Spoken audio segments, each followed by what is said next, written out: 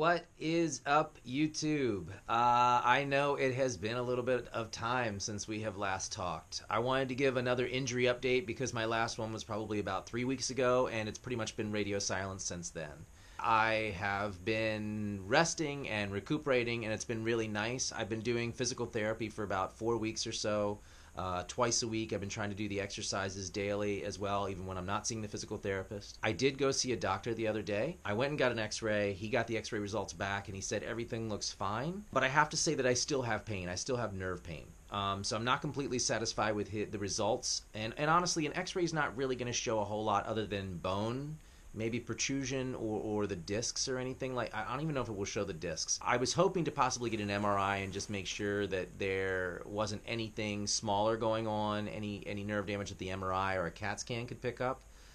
I mean, honestly, I don't know what I'm hoping for. I don't want to do surgery. And I don't think I'm at that point. Like, I can walk, I can move around. I have pain pretty constantly. Not really in my back, but all down my right leg, along the thigh and the calf and the back of the knee, the hamstring, in and along there. I'm definitely feeling pain pretty constantly. It comes and goes. It can be numb or shooting or kind of just pulsing, radiating pain, and it can vary in degrees of its severity.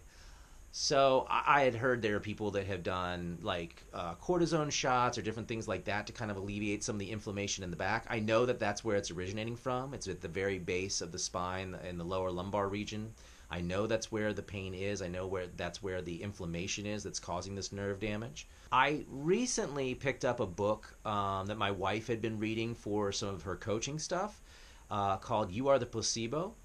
It's very, very interesting. Really talks a lot about how this guy overcame severe, like a broken back injury through meditation and thinking and positive thoughts. And I know that all can sound very hokey, but he basically makes the argument that people have taken placebo pills throughout time with control groups and different science experiments for new drugs that are coming out and stuff like that, and they have gotten equal results, if not better sometimes, than people who actually took the drug that was supposed to cure a certain illness or alleviate symptoms from a certain condition. So he said if people can take a sugar pill and think that they're supposed to get better, and they actually do get better, how do I meditate and do that in my own body and my own self and help make myself better? And he actually overcame what he had going on and was not supposed to be able to walk again after this accident, and ended up walking about 9 or 10 weeks later by developing this meditation and going inside of himself. He gives a lot of biology and a lot of quantum physics to kind of back up what he's talking about, and different case studies throughout time of different doctors and patients overcoming illnesses or succumbing to illnesses that weren't really there when they were misdiagnosed for certain things. It's a fascinating read. If you have the time to pick it up, if you've ever had an injury, I think it's valuable and worth it. I have not finished the book. I'm continuing to read it, and it's been very helpful to me in my thoughts about recovering from this. I have to say, I haven't been doing a bunch of videos in between my injury updates or continuing from the time that I was skating because it seems kind of depressing to me. I know people don't put stuff on the internet unless they're like super happy. People don't share when they're going through super tough times. I mean, people do, but it seems like a lot of times the internet and the Facebooks and the social medias and all that kind of stuff are filled with people like showing off their best selves, like I'm doing amazing, I just booked this part, or I'm going on this cruise, or oh my gosh, look what my grandkids did. It's kind of this like big tunnel of shouting all these amazing things that are happening, and I didn't really necessarily want to share with you guys how I was feeling. I want to help spread positivity and possibility and hope, and I have to say I've never had a major injury or been sick or incapacitated in this at this level really ever, and it's incredibly humbling. It's hard not to be able to do all the things that you want to be able to do, to not be able to have the same facility that you are used to your body having. And it's also a little humbling as well to know that I kind of did this to myself through skating in the manner that I did and the way that I was pushing my body.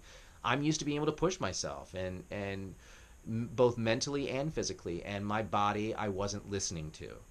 And as a result, I am in the position that I am in now where I can't skate. And don't think that I don't feel the irony of all this, because I remember at one point early on people were like, hey, you're not falling enough, or you're not really like going for it. And I would write back in the comments, you know, guys, listen, I've got a family, I've got a career. I can't push myself like jumping down 12 stairs or really going for a lot of these tricks because I can't afford to be injured.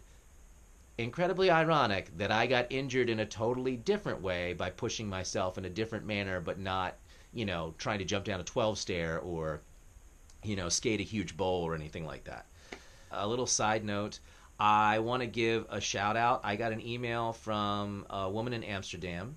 Her name is Marta, and she was writing and telling me how much of a fan her husband is of my videos and what I've been doing. I'm not going to attempt your last name because I'm going to completely massacre it, but happy 40th birthday, Casper. Thank you so much for watching my videos. I'm glad that you're inspired and motivated by what I'm doing. I hope you have an awesome 40th birthday. Don't skate for 3 hours a day every day, or you might end up like me. My birthday is coming up in a couple of weeks. I'll be turning 42. I want to get back to skating, and I will get back to skating. I don't know when and how it's going to happen. And when it does happen, and I'm able to start doing my videos again, I think I'm going to have to figure out a different way of doing the videos. Now, I don't think that that's going to mean not skating every day, but what I think it does mean is I can't do 2 and 3 hour sessions where I'm pushing as hard as I was before. It might mean that I still do 2 and 3 hour sessions, but it might mean I hang out while Chris skates for a little while and I film him, or I take more breaks in between and I watch Jay do, you know, 50-50 grinds, or I just kind of chill at the park, or maybe I interview some skaters and other people that are around on the scene. I don't know. I'm not sure what it's going to look like.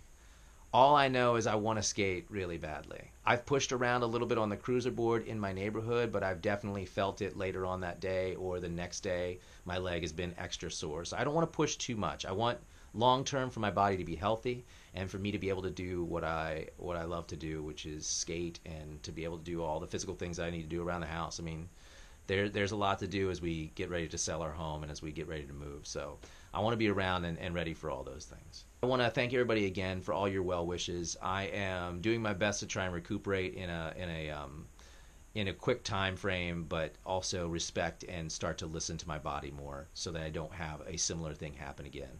Thank you guys so much for liking, commenting, and subscribing. Have an awesome day, and hopefully we'll get back to it real soon.